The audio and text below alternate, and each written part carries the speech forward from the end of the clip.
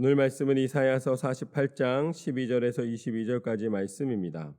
처음부터 비밀이 말하지 아니하였다라는 제목으로 함께 나누겠습니다. 하나님은 하나님의 백성을 보호하시길 원하십니다.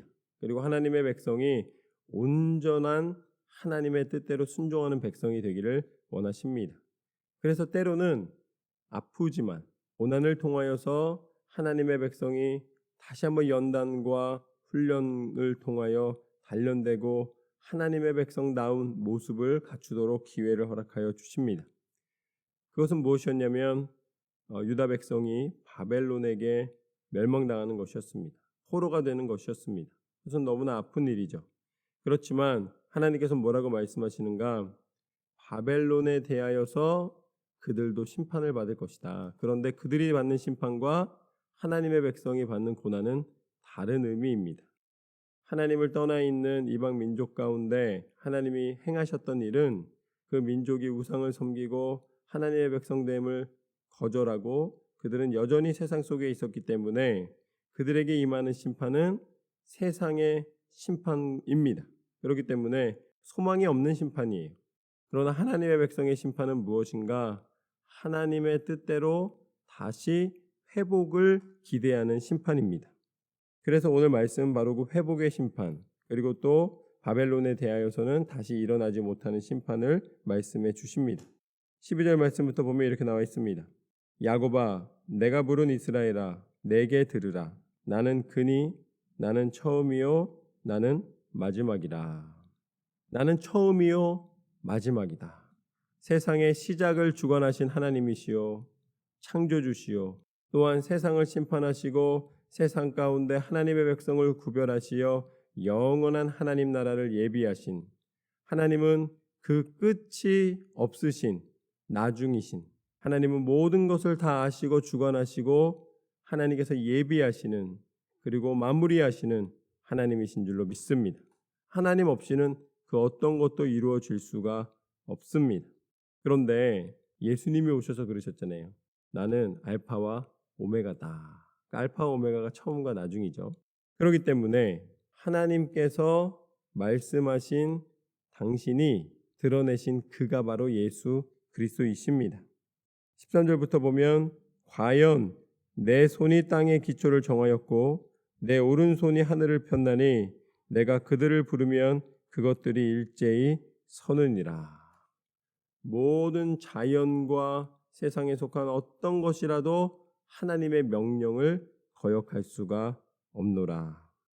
너희는 다 모여 들으라. 나 여호와가 사랑하는 자는 나의 기뻐하는 뜻을 바벨론에 행하리니 그의 팔이 갈대인에게 임할 것이라. 그들 중에 누가 이 일을 알게 하였느냐? 나 곧 내가 말하였고 또 내가 그를 부르며 그를 인도하였나니 그 길이 형통하리라. 너희는 내게 가까이 나와 이것을 들으라. 내가 처음부터 비밀이 말하지 아니하였나니 그것이 있을 때부터 내가 거기에 있었노라 하셨느니라. 이제는 주 여호와께서 나와 그의 영을 보내셨느니라. 하나님의 계획과 섭리는 이미 하나님을 아시고 주관하고 계시기 때문에 사람이 하나님 앞에 간절히 기도하며 알 수는 있지만 그렇지만 그걸 바꿀 수는 없습니다. 나는 이미 예비하였고 이 모든 것은 너희에게 비밀로 하지 않고 다 알려주었다. 그런데 당장 미래에 눈에 보이는 보장된 무엇이 있으면 마음이 편안할 거예요. 그런데 보장된 무엇이 없으면 얼마나 불안합니까? 사람이 아무리 평정심을 찾으려고 하여도 미래에 대한 불확실함이 마음에 엄습해 오면 굉장히 힘들어지는 거예요. 야, 내 미래는 어떡하지? 그런데 근심은 그 꼬리를 뭅니다. 그래서 근심은 근심을 낳고 그 근심은 더 큰 근심을 낳는 거예요. 그래서 한번 근심하기 시작하면은 얼굴빛이 바뀌고 사람의 이 몸이 막 노근노근해지고 점점 더 힘들어지는 거예요. 마음이 점점 힘들어집니다. 이거 우리가 다르게 뭐라고 표현합니까? 그게 우울증이에요.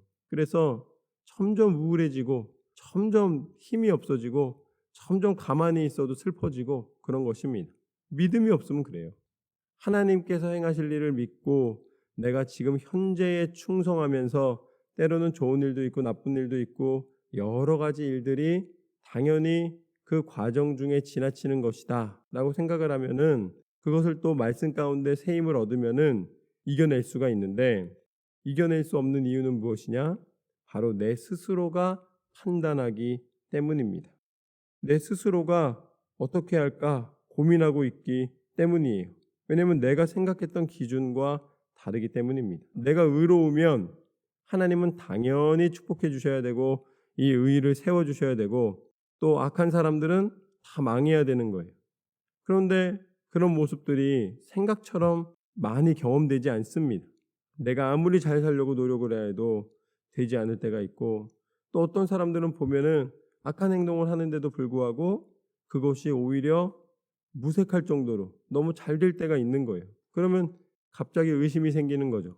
아, 세상은 저렇게 살아야 되나 보다. 현상을 보고 자신의 미래를 결정합니다. 그런데 아니에요. 우리는 말씀을 보고 우리의 미래를 소망해야 됩니다. 말씀을 듣고 말씀을 읽고 하나님의 뜻을 분별하여 순종하는 것이 우리의 밝은 미래예요. 우리의 미래는 세상의 성공의 기준에 있지 않습니다. 그래서 전도서 7장 15절에서 18절 말씀을 보면 제가 특별히 이걸 우리말 성경에서 한번 찾아보았습니다. 거기 보면 뭐라고 나와 있냐면, 나는 내 허무한 삶 가운데 이 두 가지를 다 보았다. 의인들이 자신의 의로운 가운데 망해가는 것과 악인들이 자신의 악한 가운데 장수하는 것 말이다. 그러니 지나치게 의롭게 살려고 하지 말며 지나치게 지혜롭게도 살려고 하지 말라. 무엇 때문에 멸망을 자초하겠는가? 또 지나치게 악하게 살지도 말고 그렇다고 어리석게 살지도 말라. 무엇 때문에 때가 되기 전에 죽으려고 하는가? 하나를 붙잡되 다른 하나도 놓지 않는 게 좋다. 여호와를 경외하는 사람은 양극단을 피해야 한다. 전도서에 나온 말씀입니다. 양극단을 피해야 한다. 내 의에 넘어질 수가 있다는 거예요. 나는 세상에서 쾌락 누리다 살면 괜찮아 이렇게 얘기하면 결국은 그 세상의 쾌락이 나를 넘어뜨린다는 거예요. 결국 어디에 서라는 것입니까? 내가 생각하는 기준의 양끝에 서지 말고 하나님이 순간순간마다 주시는 하나님의 뜻을 분별하여 살아야 될 줄로 믿습니다. 그래서 부지런히 기도해야 되는 거예요. 여러분, 정답이 없습니다. 그때그때마다 하나님이 베풀어 주시는 것이 정답이에요. 모세가 이제 하나님께서 돌을 치게 하셨지 않습니까? 그랬더니 물이 나왔어요. 그랬는데 다음번에 하나님 뭐라고 말씀하셨냐면 그 돌에게 명령하라고 말씀하셨습니다. 그런데 모세가 어떻게 했냐면 또 돌을 쳤어요. 그런데 물이 나왔습니다. 결과는 똑같습니다. 둘 다 물이 나왔어요. 왜냐하면 하나님이 모세를 존중해 주셨고 모세가 그 일을 행하려는 이유는 하나님을 드러내려 하는 것이었기 때문에 그것을 응답해 주셨습니다. 그러나 모세를 책망하셨어요. 왜 책망하셨는가? 이번에는 치라고 한 적이 없다라는 거예요. 내가 명령하라고 했지 언제 치라고 했냐라고 분명히 하나님 말씀하십니다. 그렇기 때문에 모세는 자신이 지난번에 했던 것과 똑같은 행동을 이제 한 거예요. 왜냐하면 그 당시에 굉장히 마음이 분노에 있었고 흥분에 있었기 때문에 하나님이 주셨던 음성을 섬세하게 있는 그대로 행하지 않고 그냥 지난번과 동일하게 자신의 기준대로 행하였습니다. 그러니까 목적은 똑같았기 때문에 하나님이 응답해 주셨지만, 그러나 하나님은 하나님의 사람이 하나님의 음성에 귀 기울이기를 원하십니다. 하나님은 내 의나 내 악함으로 스스로 넘어지기를 원하지 않으십니다. 하나님은 때마다 시마다 하나님이 뜻하시는 말을 날마다 기도하고 날마다 말씀을 읽고 그때그때마다 공급해 주시는 그 하나님의 선한 은혜 가운데 다시 한번 순종으로 승리하기를 원하십니다. 그것은 각자에게 다르기 때문에 이거다라고 서로 설명해 줄 수도 없습니다. 저는 여러분이 영적인 귀를 열고 영적인 눈을 열어 성령께서 말씀해 주시는 그 하나님의 뜻을 분별하시기를 축원합니다. 하나님께서는 기도할 때에 함께하여 주실 줄로 믿습니다. 하나님은 여러분에게 보여주시는 하나님이십니다. 여러분을 인도해 주시는 하나님이십니다. 하나님은 끝까지 여러분과 함께하기를 원하시는 하나님이십니다. 그래서 17절 말씀부터 보면 너희의 구속자시요 이스라엘의 거룩하신 이이신 여호와께서 이르시되 나는 내게 유익하도록 가르치고 너를 마땅히 행할 길로 인도하는 내 하나님 여호와라. 하나님이 약속하셨습니다. 나는 내게 유익하도록 가르치고 너를 마땅히 행할 길로 인도하는 내 하나님 여호와라. 내가 나의 명령을 주의하였더라면 내 평강이 강과 같았겠고 내 공의가 바다 물결 같았을 것이며 내 자손이 모래 같았겠고 내 몸의 소생이 모래알 같아서 그의 이름이 내 앞에서 끊어지지 아니하였겠고 없어지지 아니하였으리라 하셨느니라. 너희는 바벨론에서 나와서 갈대아인을 피하고 즐거운 소리로 이를 알게 하여 들려주며 땅끝까지 반포하여 이르기를 여호와께서 그의 종 야곱을 구속하셨다 하라. 하나님은 비록 바벨론의 포로가 되지만 하나님의 방법으로 다시 그 포로에서 벗어나게 해주신다고 약속해 주십니다. 너희는 내 백성이기 때문에 내가 너희를 놓지 않을 것이다 라고 말씀하십니다. 그러면서 여호와께서 그들을 사막으로 통과하게 하시던 때에 그들이 목마르지 아니하게 하시되 그들을 위하여 바위에서 물이 흘러나게 하시며 바위를 쪼개사 물이 솟아나게 하셨느니라. 여호와께서 말씀하시되 악인에게는 평강이 없다 하셨느니라. 하나님은 어떤 하나님이신가? 바위에서 물을 내셔서 사막에서도 그 목을 적셔주시고 생명을 유지하게 하여 주시는 하나님이십니다. 하나님은 우리를 사랑하시되 끝까지 사랑하시고 당신이 그 생명수가 되어주시며 당신이 그 모든 고난 속에서도 구원의 길이 되어주시며 당신이 그 모든 것을 주관하시사 시작부터 끝까지 우리의 인생 전체가 하나님 앞에 은혜를 입게 하여 주십니다. 어떻게 하시는가? 그것이 바로 예수 그리스도의 십자가의 은혜입니다. 우리 힘으로 하나님 나라에 들어가는 것이 아닙니다. 하나님이 친히 이 땅 가운데 오셔서 당신이 우리의 죄를 담당하시사 십자가에 달려 죽기까지 우리에 대한 사랑을 포기하지 않으심으로 이루어 주신 하나님의 은혜입니다. 하나님의 선물입니다. 그것이 바로 예수 그리스도께서 지신 십자가이며 예수 그리스도께서 죽기까지 순종하시사 우리 가운데 베풀어 주신 구원의 은혜입니다. 예수님이 다시 부활하심은 우리가 장차 하나님 나라에 이르게 되는 것을 보여주셨습니다.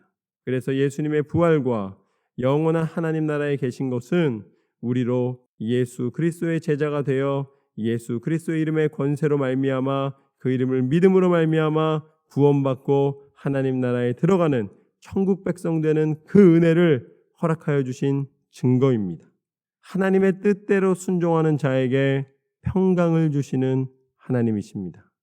우리는 평강의 하나님과 함께 동행하기 때문에 어떠한 형편 속에서도 불안해하지 아니하고 낙심하지 아니하고 평강을 누리며 하나님이 주시는 은혜 가운데 살아가는 줄로 믿습니다. 나는 너의 하나님이라. 오늘 말씀처럼 하나님의 놀라운 섭리와 계획 가운데 살아가고 있음을 다시 한번 감사로 고백하고 날마다 응답받는, 날마다 하나님의 뜻 가운데 순종으로 승리하는 저와 여러분의 삶이 되시기를 주님의 이름으로 축원합니다.